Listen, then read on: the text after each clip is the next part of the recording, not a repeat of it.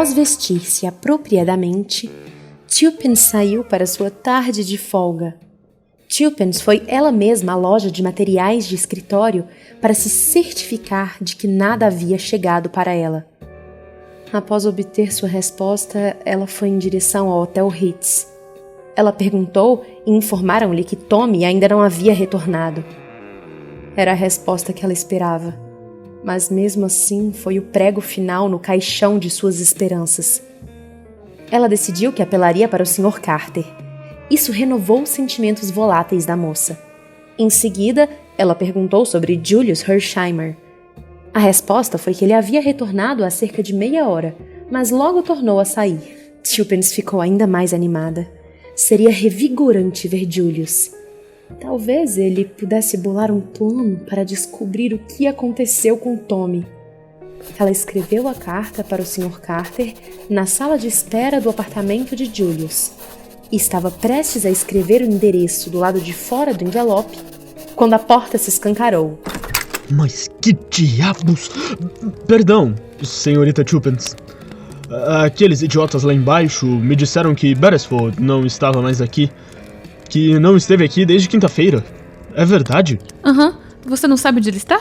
Eu? Como saberia? Eu não recebi uma notícia sequer dele. Apesar de que mandei um telegrama ontem pela manhã.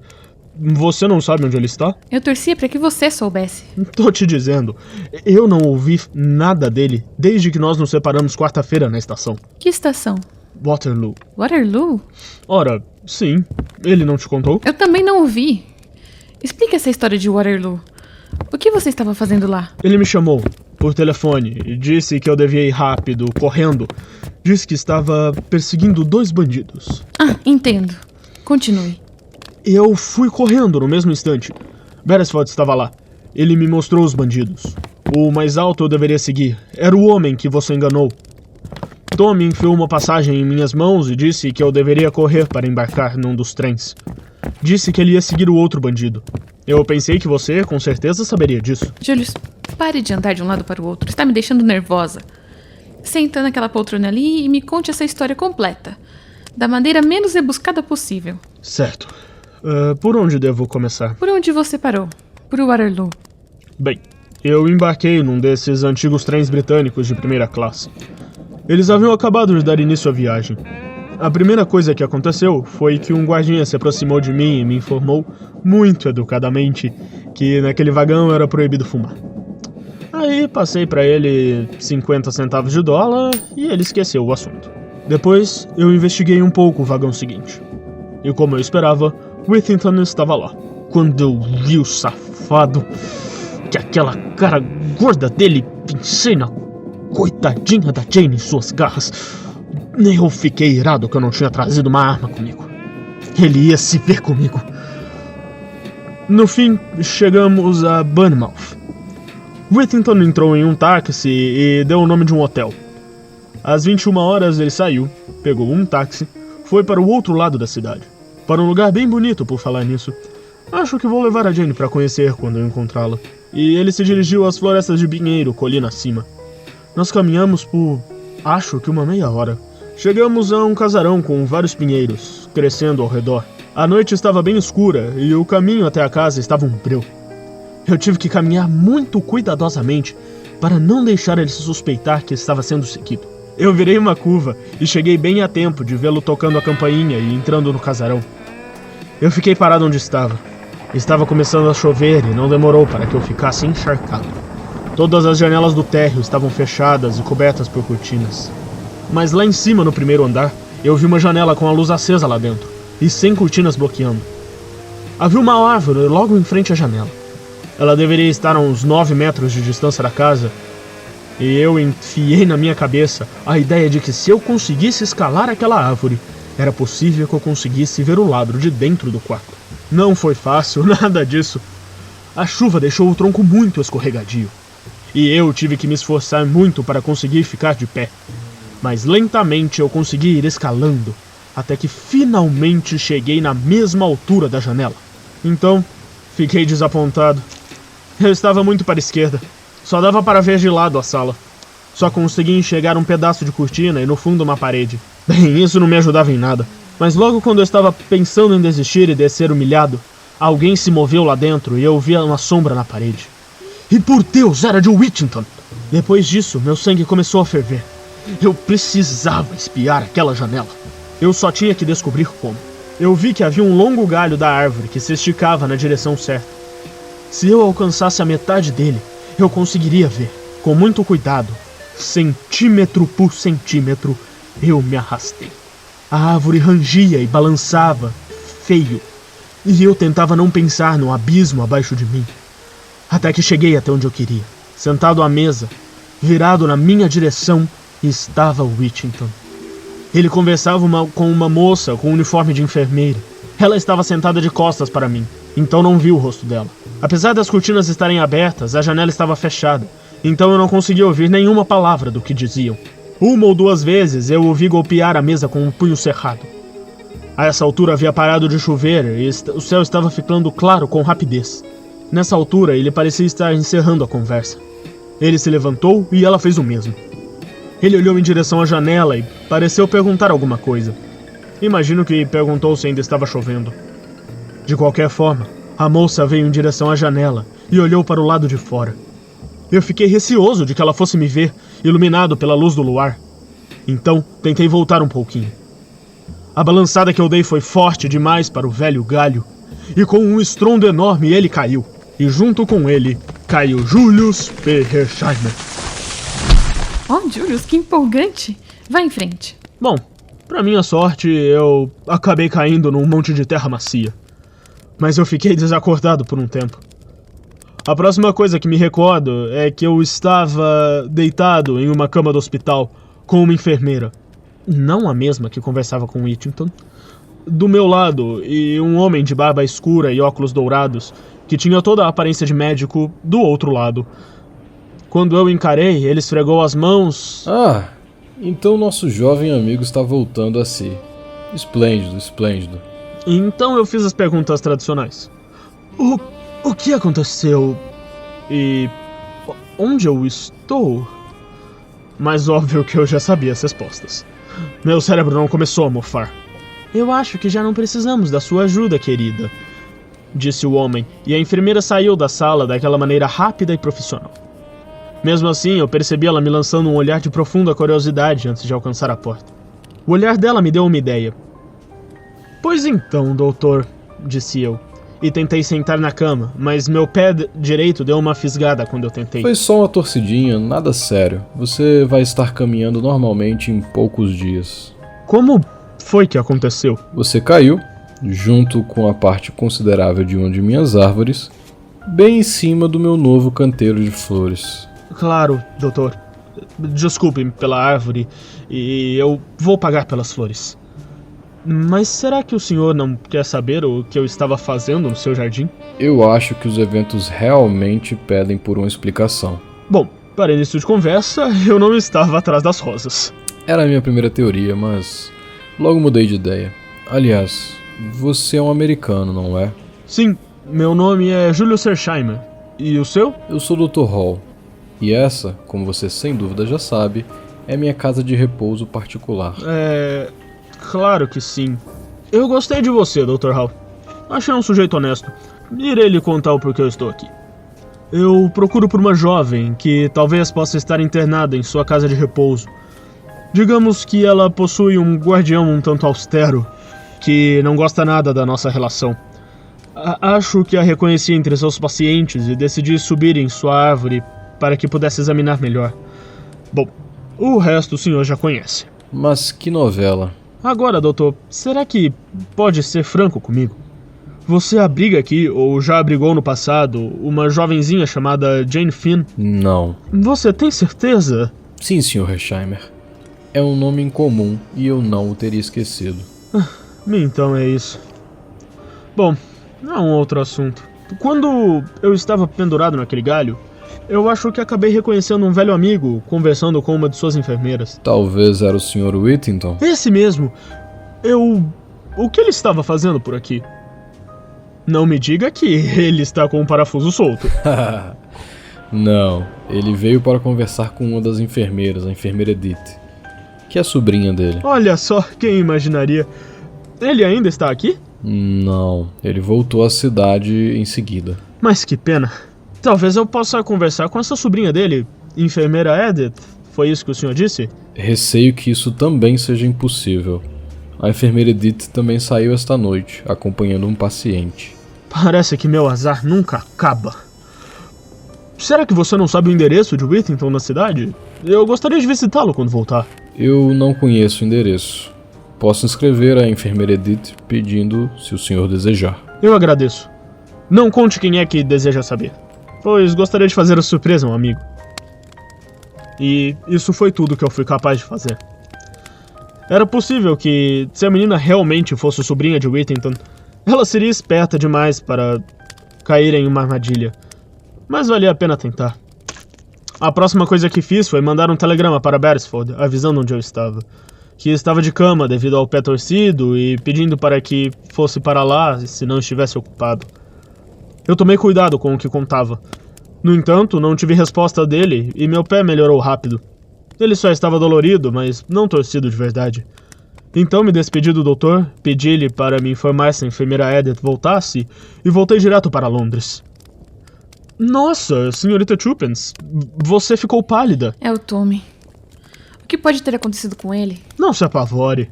Eu aposto que ele está bem. Por que não estaria? Ele foi atrás de um homem com cara de estrangeiro. Será que ele teve de segui-lo para fora do país? Ele não poderia ter viajado sem seu passaporte. Além disso, eu já vi aquele homem, o Boris, novamente. Ele jantou com a senhora Vandermeyer ontem à noite. Senhora quem? Ah, me esqueci. Claro que você ainda não sabe disso tudo. Sou todo ouvidos. Conte tudinho. Tuppence relatou os eventos dos últimos 2 dias. Surpresa e admiração pareciam estar transbordando de Julius. Minha nossa! Imagina você, uma criada. Eu tô morrendo de rir. Mas sabe, eu não acho que isso me agrada, senhorita Tuppence. Não agrada mesmo. Eu sei que você é uma das moças mais valentes que existem, mas eu preferiria que você ficasse longe desse negócio todo. Esses bandidos que você está enfrentando não hesitariam em matar uma moça do mesmíssimo jeito que matariam um rapaz. E eu por acaso pareço assustada? Não. Eu falei antes que você é das mais valentes, mas isso não muda os fatos. Ah, não ligue para mim. Vamos tentar pensar no que aconteceu com o Tommy. Eu já escrevi ao Sr. Carter sobre o assunto, contando o que aconteceu. Acho que devemos tentar achar o rastro desse Boris. Você disse que ele foi na casa de sua patroa. Existe alguma chance de que ele venha novamente? Pode ser que venha. Eu não tenho certeza. Entendo. Acho que é melhor que eu compre um carro. Disfarce-me de chofer e fique de tocaia do lado de fora. Aí, se o Boris aparecer, você me manda alguma espécie de aviso e eu o sigo. O que acha disso? É esplêndido, mas ele pode ficar sem aparecer por semanas. Vamos ter que arriscar. Fico feliz que o plano lhe agrade. Onde você vai? Comprar o carro, horas. Que marca você prefere? Eu imagino que você vai acabar passeando um pouco nele antes que isso tudo chegue ao fim. Ah, eu gosto do Rolls Royce. É caro, mas... Tudo certo. O que você quiser. Vou comprar um. Mas você não pode simplesmente chegar lá e levar um. Às vezes as pessoas aguardam por meses. Não, Julius. Não se preocupe. Eu volto com o carro dentro de meia hora. Você é muito bondoso, Julius. Mas eu não consigo deixar de pensar que tenho esperanças em vão. Eu realmente já entreguei o destino nas mãos do Sr. Carter. Pois eu não entregaria. Mas por quê? Apenas uma ideiazinha minha. Ah, mas ele com certeza fará alguma coisa. Não temos mais a quem recorrer. Por falar nisso, eu esqueci de comentar de uma coisinha estranha que aconteceu hoje de manhã. E Tuppence contou sobre seu encontro com Sir James Peel Egerton. Julius pareceu interessado. O que você acha que ele quis dizer com aquilo? Eu não sei dizer, mas eu acho que, de alguma maneira ambígua e juridiquesca, ele estava tentando me avisar de alguma coisa. O que você acha que ele quis dizer com aquilo? Eu não sei, mas ele parecia bondoso e muitíssimo esperto. Eu não acho que me importaria de me aproximar dele e contar toda a verdade. Espere, nós não deveríamos meter advogado nenhum nesta história. Aquele sujeito não ia nos ajudar nadinha. Ora, eu acredito que ele poderia nos ajudar. Nem pensar. Eu estarei de volta em meia hora. Passaram-se 35 minutos quando Julius retornou. Ele pegou no braço de Tuppence e levou-a até a janela. Aí está ele. Ora, que incrível! Ele é bem rápido. Isso eu posso te dizer. Como você conseguiu comprá-lo? Ele estava sendo enviado para a casa de algum figurão. E? Eu fui até a casa dele. Eu disse a ele que imaginava que um carrão daqueles devia valer pelo menos uns 20 mil dólares. Em seguida, disse a ele que eu pagaria 50 mil se ele saísse e me deixasse entrar. E? E ele saiu.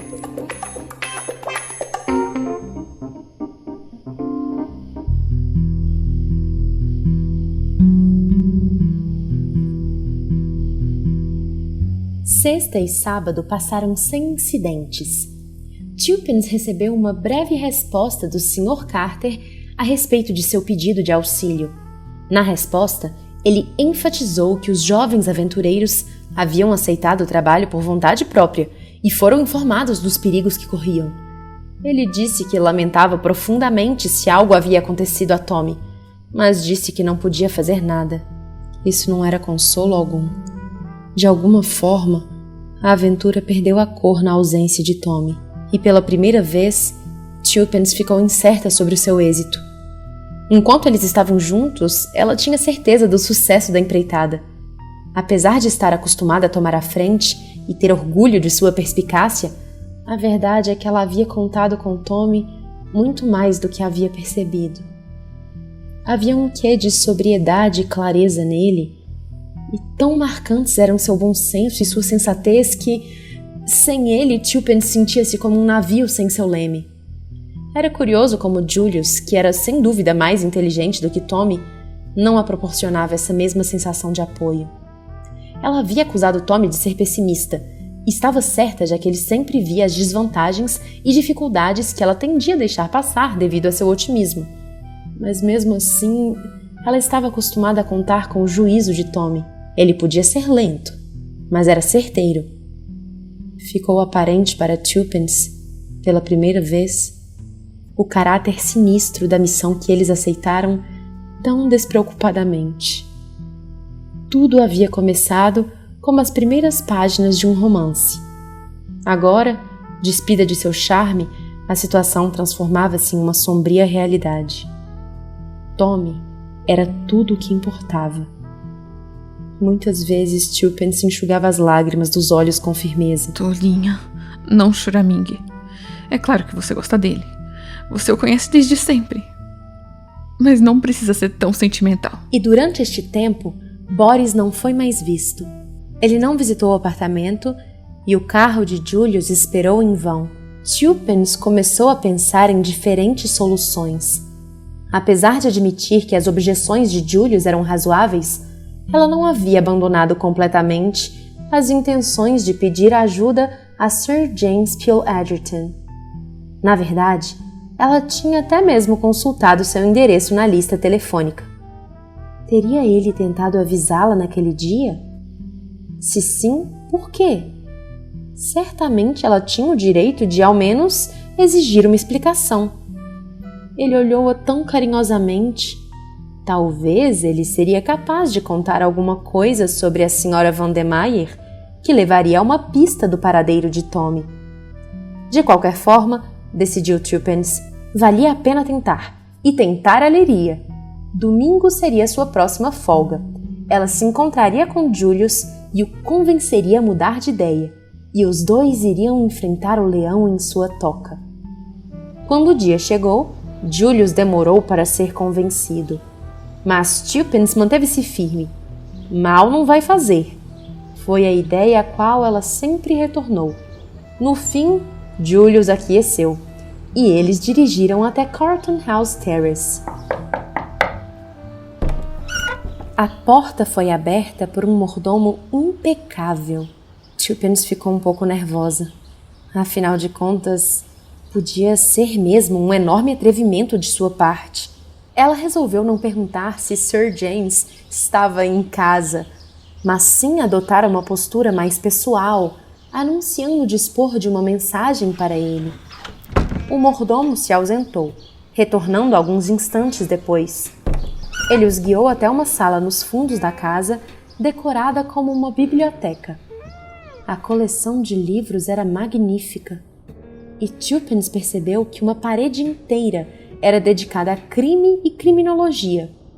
Haviam várias poltronas de couro bem acolchoadas e uma lareira aberta no estilo antigo. Perto da janela havia uma mesa cheia de papéis na qual estava sentado o dono da casa. Ele se levantou quando os dois entraram. Você tem uma mensagem para mim? Ah, é você, não é? Trouxe-me uma mensagem da senhora Vandermeer? Não exatamente. Na verdade, receio que inventei isso para ter certeza de que conseguiria entrar na casa. Ah, por falar nisso, esse é o Sr. Hersheimer. Hersheimer, este é o Sir James Peel Edgerton. Um prazer conhecê-lo. Igualmente. Por que vocês dois não se sentam, por favor? Sir James, arrisco dizer que você pensará que fui muito rude ao vir aqui dessa forma, porque é óbvio, não tem nada a ver com o senhor e eu sei que o senhor é muito importante, enquanto eu e Tommy somos certamente nada importantes. Tommy? O senhor se chama Thomas? Não, este é Julius. Estou um pouco nervosa e por isso acabei contando tudo mal. O que eu realmente gostaria de saber é o que você quis dizer com as suas palavras para mim naquela ocasião. Sua intenção era me alertar sobre a senhorita Vandermeer? Era, não era? Minha querida jovenzinha, pelo que me recordo, eu apenas disse que existiam empregos igualmente bons em outros lugares. Sim, eu sei que foram as palavras que o senhor disse. Mas foi uma dica, não foi? Bem, talvez tenha sido. Bom, eu quero saber mais. Eu quero saber por que você me deu aquela dica. E se a senhora me processar por difamação? Eu sei que advogados são sempre muito cuidadosos. Mas será que não podemos dizer algo como fora dos autos, primeiro para depois falar o que desejamos? Bom, fora dos autos. Então, se eu tivesse uma irmã mais jovem que precisasse trabalhar para viver, não me agradaria vê-la trabalhando para a senhorita Vandermeer. Senti que tinha o dever de lhe sugerir isso. Não é lugar para uma jovem inexperiente. Isso é tudo que eu posso lhe dizer. Entendo. Muito obrigada. Mas eu não sou inexperiente de verdade, sabe? Eu sabia muito bem que ela era uma má pessoa quando fui vê-la. E, pra falar a verdade, é por isso que eu fui até lá. Tulpens pausou ao perceber a perplexidade estampada no rosto do advogado. E então prosseguiu. Acho que é melhor contar-lhe a história inteira, Sir James. Eu tenho a impressão que o senhor perceberia em um momento caso eu não contasse a verdade. Então é bem melhor que saiba tudo desde o início. O que você acha, Julius? Se você está tão determinada, apresente logo os fatos. Sim, conte-me. Eu quero saber quem é Tommy. E com esse incentivo, Tulpens pôs-se a contar sua história, a qual o advogado escutou com muita atenção. Muito interessante. Eu já sabia de muito que você contou, minha jovem. Eu já tinha minhas próprias teorias sobre essa Jane Finn. Você saiu extraordinariamente bem até esse momento. Mas eu considero lamentável que o senhor... como você o conhece? O Sr. Carter tenha colocado vocês dois para tratar de um assunto destes. Por falar nisso, onde entra o Sr. Hersheimer? Não ficou claro. Eu sou o primo de primeiro grau de Jane. Oh! Oh, Sir James. O que pode ter acontecido a Tommy? Quando você chegou, minha jovem, eu estava arrumando minhas malas. Estava indo para a Escócia no trem noturno para pescar por alguns dias. Mas existem outros tipos de pesca, se entende o que eu quero dizer. Então acho que vou ficar e tentaremos encontrar o rastro do moço. Muito obrigada. Como quer que seja, e como eu disse antes, eu acho lamentável que Carter tenha colocado vocês, duas crianças, para fazer um serviço desses. Por favor, não se ofenda, senhorita. Cawley. Prudence Cawley. Meus amigos me chamam de Tulpens. Pois bem, senhorita Tulpens. Então, já que sem dúvida me provarei um amigo, não se ofenda por eu considerar os jovens. Agora, sobre esse seu colega, Tommy. Sim. Francamente, as coisas parecem ruins para ele. Ele se intrometeu onde não era bem-vindo, sem nenhuma dúvida.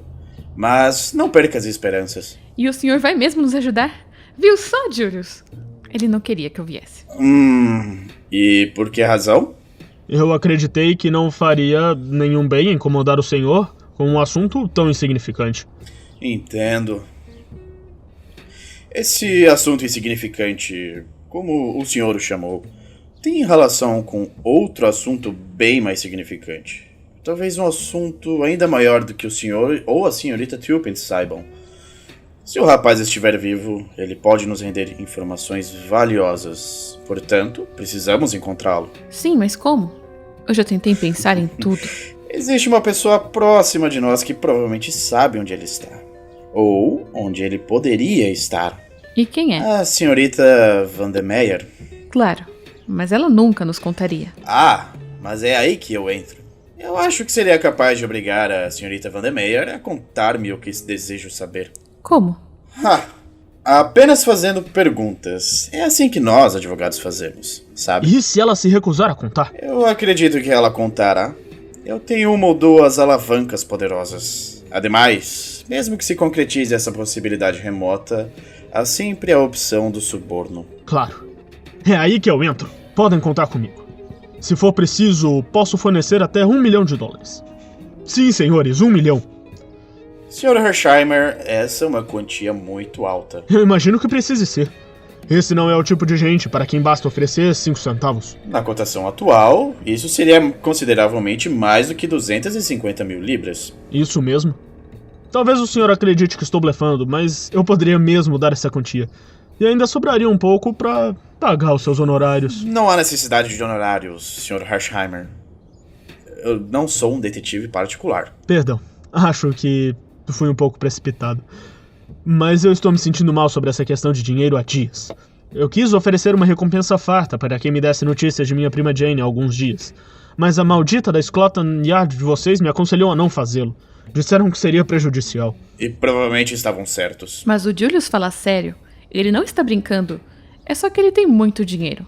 O meu pai acumulou demais. Agora, vamos ao que interessa. Qual o seu plano? Não há tempo a perder. Quanto mais cedo agirmos, melhor. A senhorita... Sabe se a senhora Vandermeyer saiu para jantar esta noite? Creio que sim. Mas ela não vai demorar para voltar. Senão, ela teria levado a chave de casa. Ótimo. Eu vou visitá-la às 10 horas. A que horas é que a senhorita deveria retornar a casa? Às 9h30, 10 horas. Mas eu posso voltar mais cedo. Não faça nada disso. Voltar antes do seu horário corriqueiro pode despertar suspeitas. Volte às 9h30. Eu chegarei às 10. O Sr. Hersheimer pode aguardar em um táxi do lado de fora. Ele comprou um Rolls Royce novinho. Muito melhor. Se eu for bem sucedido em extrair dela o paradeiro de Tommy, poderemos ir imediatamente. Poderemos até mesmo levar a Sra. Vandermeyer conosco, caso seja necessário. Compreenderam? Sim. Eu me sinto tão melhor. Não se exalte tanto, senhorita Tuppence. Vá com calma. Então, eu venho te buscar aqui com o carro lá pelas 9h30. É isso? Acredito que esse é o melhor plano. Não precisamos de 2 carros ao nosso aguardo. Agora, senhorita Tuppence, meu conselho é que você faça um bom jantar. Um muito bom. E tente não se preocupar o máximo possível. Ele apertou as mãos de ambos e um momento depois, eles estavam do lado de fora da casa. Ele não é um amor. Julius, ele não é um amor. Bom, sou obrigado a admitir que ele parece ser boa pessoa. Eu estava equivocado em pensar que era um erro apelar a ele. Então, vamos voltar direto para o Hotel Ritz? Acho que preciso dar uma caminhada de tão animada que estou. Será que você poderia me deixar no parque? Ou será que você gostaria de vir comigo? Eu preciso abastecer o carro e enviar um telegrama ou 2. Pois bem, nos encontraremos no Hotel Ritz, às 7. Precisaremos jantar no apartamento. Eu não posso ficar aparecendo em público com essas roupas. É, claro. Vou pedir a Félix que me ajude a escolher o cardápio. Ele é 1 metro e tanto. Até logo.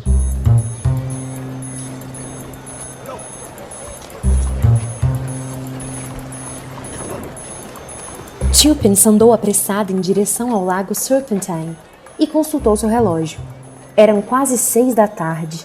Ela andou até a altura de Kensington Gardens e voltou lentamente pelo mesmo caminho, sentindo-se infinitamente melhor graças ao ar fresco e ao exercício. Não foi fácil seguir o conselho de Sir James e tirar da cabeça os eventos da noite vindoura. Ao se aproximar dos limites do Hyde Park, o desejo de virar a esquina e retornar para South Audley Mansions tornava-se irresistível. Bom, decidiu Tuppence, não faria mal algum ir até lá e apenas olhar para o edifício. Talvez, após fazer isso, ela poderia se contentar com a espera até às 10 horas. South Audley Mansions parecia exatamente como sempre pareceu. Tuppence não sabia dizer o que esperava ver, mas ver os tijolos vermelhos ajudou a aliviar a ansiedade irracional que a possuía. Ela estava prestes a virar-se de costas quando ouviu um assobio alto. Era o jovem e leal Albert, correndo em sua direção vindo do edifício. Tuppence franziu a testa. Ela não tinha planejado chamar a atenção para sua presença na vizinhança. Mas Albert estava roxo de conter sua animação. Senhorita, ela está indo embora. Quem está indo embora? A bandida da fugaça. A senhora Vandermeer. Ela está arrumando as malas. E acabou de pedir para que eu chamasse um táxi.